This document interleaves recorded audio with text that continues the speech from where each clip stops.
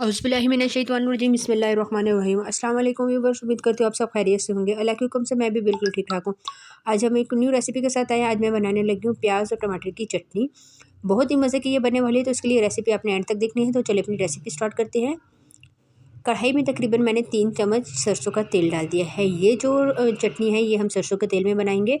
एक अदद बड़ी वाली साइज़ की प्याज ली है और उसको इस तरह से काट लिया है, ठीक है। काटने के बाद इसको अब अच्छी तरह से हम मिक्स करेंगे। सरसों के तेल में बहुत मज़े का सालन बनता है। अच्छी तरह से मैंने इसको मिक्स कर लिया है और अब इसको हम लाइट ब्राउन होने तक वेट करते हैं। 4 अदद मेरे पास टमाटर है, टमाटर को अच्छी तरह से वॉश कर लिया था। अब इसकी हम कटिंग कर लेते हैं। प्याज हमारे सॉफ्ट होना स्टार्ट हो गए हैं। बहुत ज़्यादा इसको ब्राउन नहीं करना, ठीक है। बस इसका जैसे ही कच्चापन ख़त्म हो जाएगा तो हम इसमें टमाटर ऐड कर देंगे। अच्छी तरह से आपने साथ साथ चम्मच चलाते रहना है। देखना है कि प्याज का जैसे ही कच्चापन ख़त्म होगा तो हम इसमें टमाटर ऐड कर देते हैं। तकरीबन 5 मिनट आपने इसका वेट करना है। 5 मिनट गुजर गए हैं और किनारे किनारे से ये ब्राउन होना स्टार्ट हो गया था। तो अब मैं इसमें टमाटर डाल देती हूँ। टमाटर मैंने अच्छी तरह से वॉश करके कटिंग कर लिया है। टमाटर डालने के बाद इसको अच्छी तरह से मैं मिक्स करूँगी। बहुत ही जल्दी से बनने वाली और बहुत ही आसान ये रेसिपी है। अगर आपके घर में कुछ भी बनाने के लिए नहीं है तो आप ये बस ज़रूर ट्राई कीजिएगा। आप यकीन करें कि बहुत मज़े की ये बनने वाली है। जी, तो अब इसको मैंने अच्छी तरह से मिक्स कर लिया था। 4 अदद मेरे पास 2 अदद मेरे पास पड़ी हुई थी हरी मिर्चें, ठीक है। ये बहुत ज़्यादा तेज़ है तो इस वजह से मैं 2 अदद डाल रही हूँ। इसको मतलब कि कटिंग कर दिया। बड़ी-बड़ी साइज़ में कट करके ये डाल दिए हैं। आस्ते-आस्ते चम्मच चलाते रहना है। चूल्हे की फ्लेम आपने नॉर्मल रखनी है। तो अब इसमें जो मसाले डालूँगी, मसाले भी बहुत कम इस्तेमाल होंगे इसमें।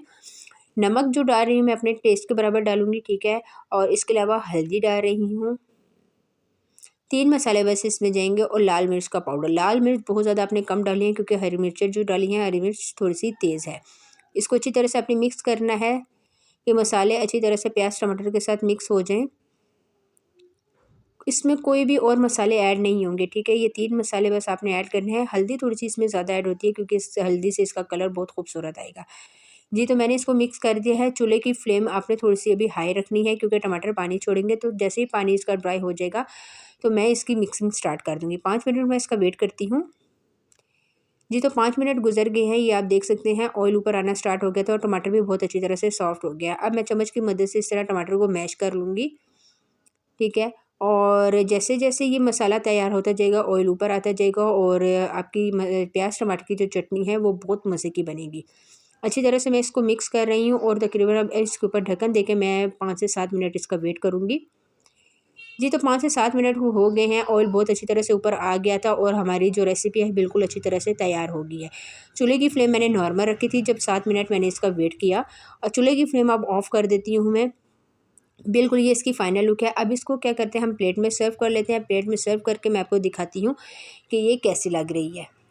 जी, तो इसको खूबसूरत सी एक प्लेट ले ली है। अब हमने इसके ये चटनी इसके ऊपर डाल दी है। जी, तो ये इसकी फाइनल लुक है। माशाल्लाह माशाल्लाह बहुत ही जल्दी से बनने वाली ये रेसिपी है। आपने ज़रूर ट्राई करनी है। ट्राई करके मुझे कमेंट्स में बताना है कि आज की आसान सी रेसिपी आपको कैसी लगी। आज के लिए इतना ही। चलो नेक्स्ट वीडियो में मुलाकात होगी, तब तक के लिए अल्लाह हाफ़िज़।